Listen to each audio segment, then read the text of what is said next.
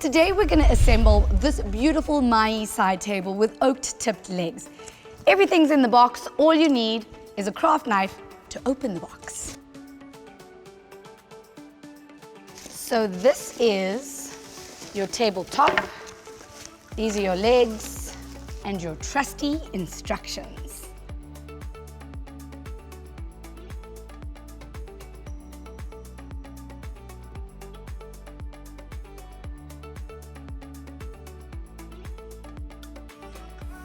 As you can see, the tabletop already comes with leg brackets installed. So all you have to do is screw on the legs.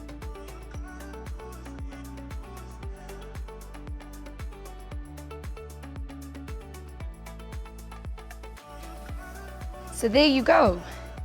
Your beautiful Mayi table is done.